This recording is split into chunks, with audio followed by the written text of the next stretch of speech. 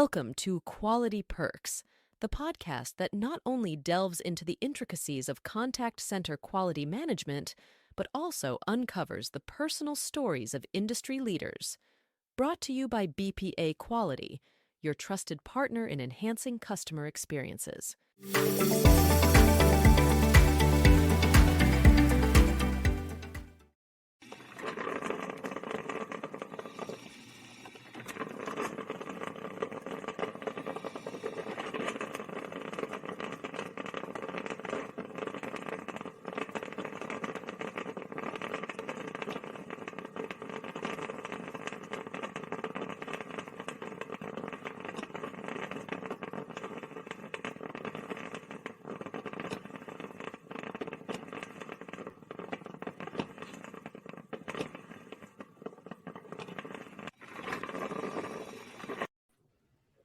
And we're live. That opening gets me every time.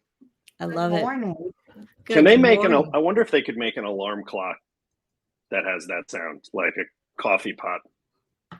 Because my coffee pot goes on hours before not a half hour, 45 minutes before I get up so that it's ready. But that would be a good sound to wake up to.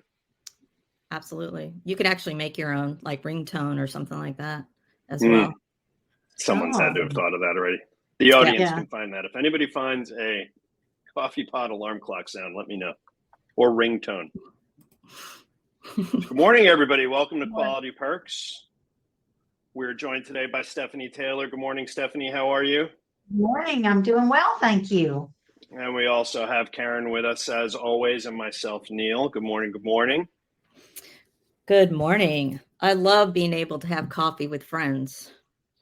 We just happen to be co-workers. So. Yeah. You all put the pressure on me, so I chose a clear mug so you could see my creamer commitment. My creamer commitment. So throughout the morning, as I drink more coffee, and Neil, I've watched some of these. I'm not up to your number of coffee cups yet. I'm getting there, but I decrease the creamer in each one, trying to watch my sugar. But Karen's going to know this. We've had many conversations. This is pumpkin spice creamer, which I'm very committed to, hopefully year round. Last year was the first year I was able to keep it year round. And so that's definitely what's in my coffee today. What type of brand of coffee are you having this morning? Okay, I'm going to, you guys have really been talking some awesome brands. In fact, a couple of weeks ago, you were talking about Joe's Cafe coffee, and I did order some. I've already drank all of it. It was delicious. So I can reinforce that. Today, in my coffee pot is a store brand, McCafe.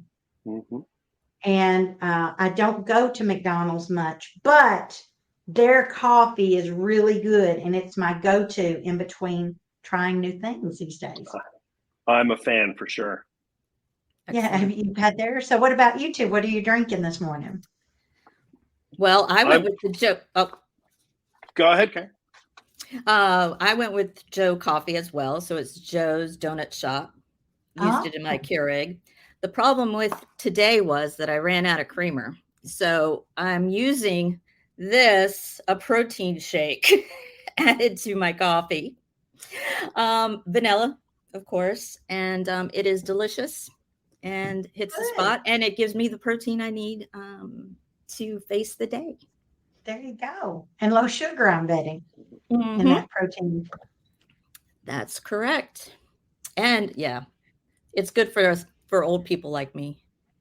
Oh, Lord.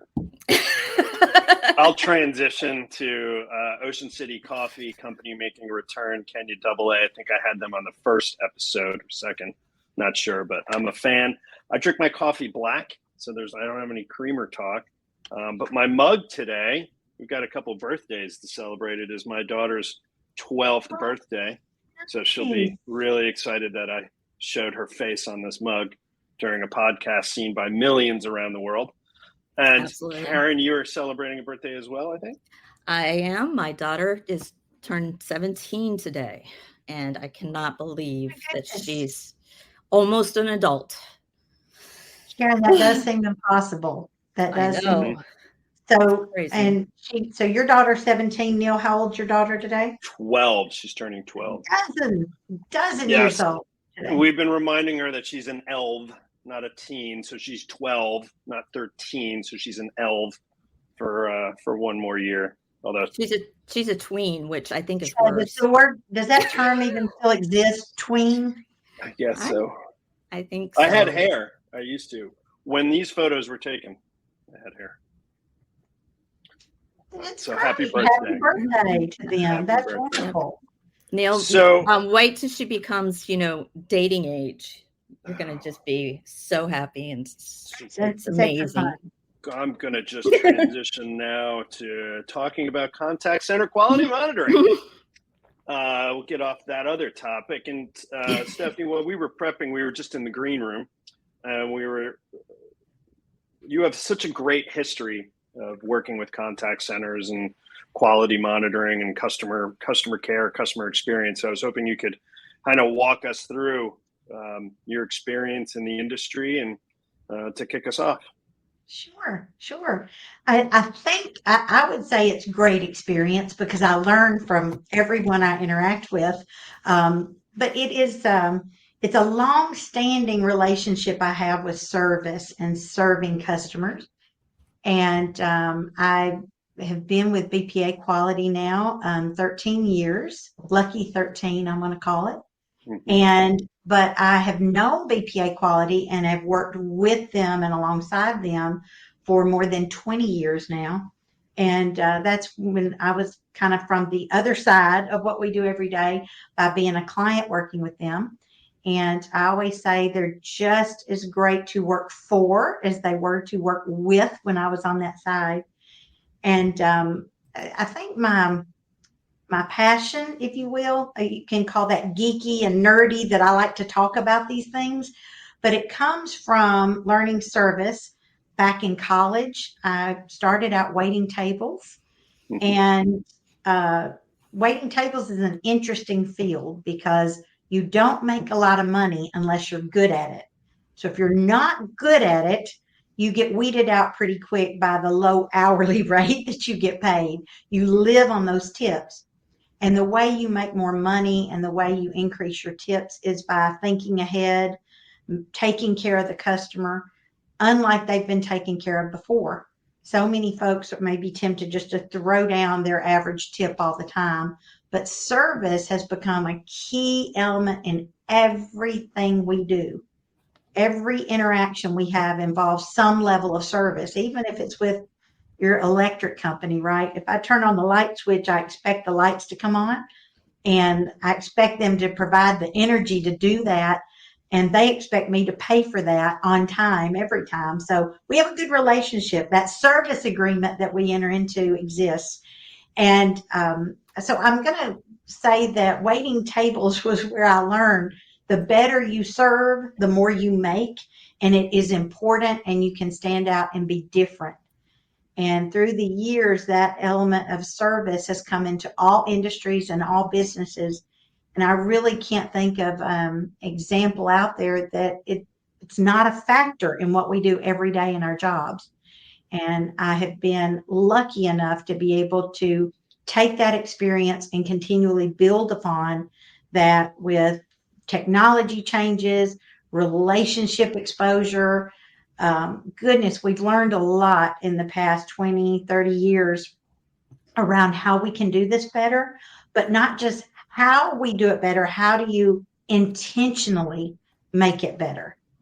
And so that's kind of where my mind and my history is, and the source of some.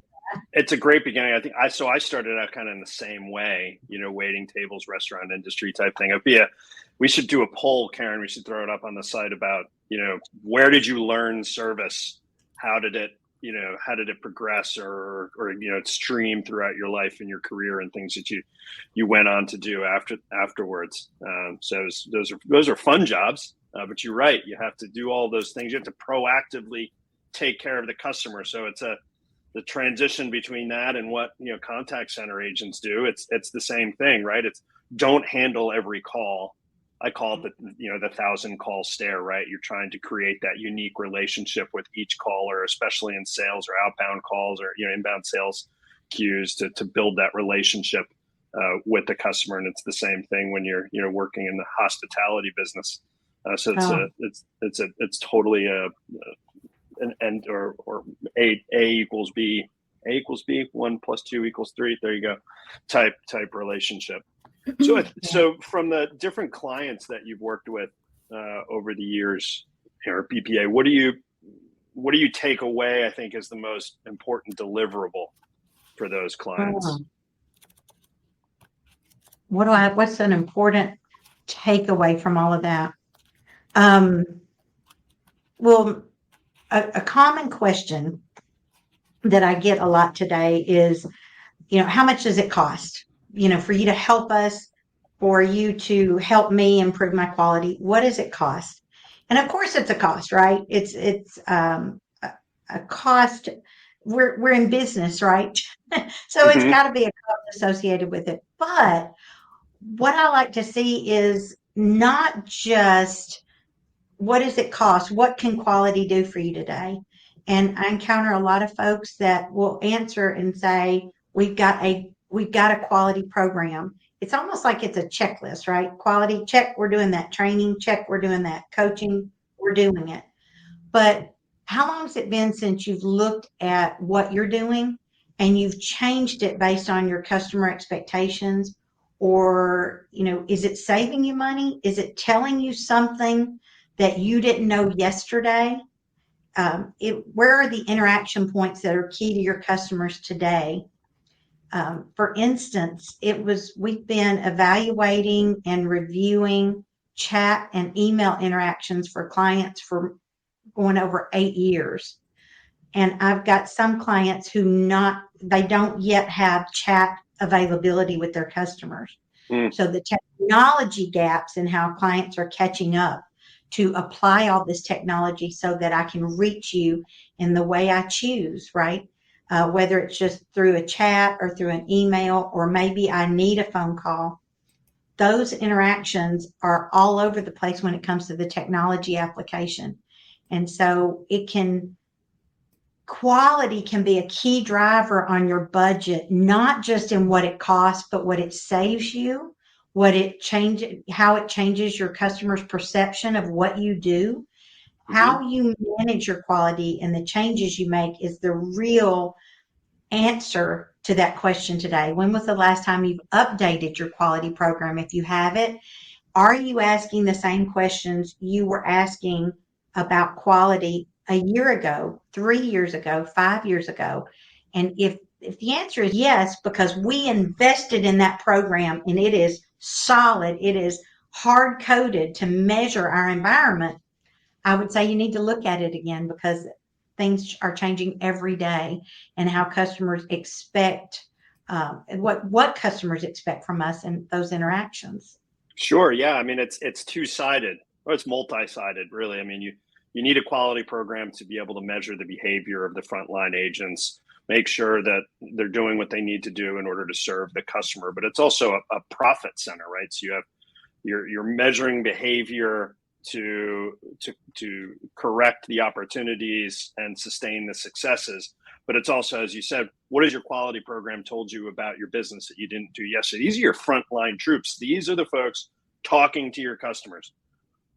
Management they're not the ones talking to the customers. The agents are the one. There's so much gold inside those conversations about what do good agents do that customers tend to react better to. How do we replicate that? As David had spoke about on one of the earlier shows, was, you had that one agent who did things really well. Let's learn from them. Farm material that customers really tend to buy from this agent a little bit more. Well, why is that? Let's look at the tools. Let's look at the technology. Look at the behaviors, the relationships that agent's building. How they ask questions is the most important thing. How they respond to nuggets of information that the customer has given them. That's really the important side of a quality program. It's not, as you said, just checking a box. Yep, we got it. We're keeping an eye on them. Is not the mentality you want to have when you're implementing and measuring the success of a quality program. Completely agree. Um, you can also go, the pendulum can swing the other way with technology. And I've seen this happen a lot because the technology has become so advanced. And I interact with a lot of organizations who have gone full in with technology, and maybe they have all of the advanced areas of speech analytics, workforce management, knowledge management. They have There's so many great products out there that can help you in those ways. And some technology will tell you don't need a human interaction. It can be completely automated. But what I find is if you buy into that without those questions and those check-ins, like you were describing, Neil, what are you learning from it? Is I see organizations who've spent millions to advance the technology and get it caught up with our times, but they don't know how to fix problems or apply the data, the information the technology is telling them. Right. So they can say, oh, yeah, I can tell you the hold times in my calls have gone up, 30 seconds. But they don't know why. They don't know how to bring it back down. They surround themselves with buckets of data because they have the technology to measure something, but they don't quite know how to influence the customer experience with that same data. Right. And that's another great area we come in to talk Yeah. about the whys, make it beyond that checklist of, oh, we've got speech, we've got this, we do this, but can you fully automate coaching today to influence change in every phone call? I like how you said the 1,000-call stare, right? Yeah. Because Well, it's yeah, a tough job. It's a tough job. it And how is. you It is. motivate and change that behavior.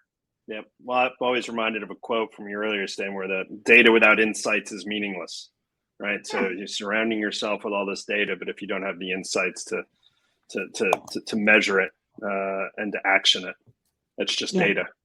Yeah. So it's an important part.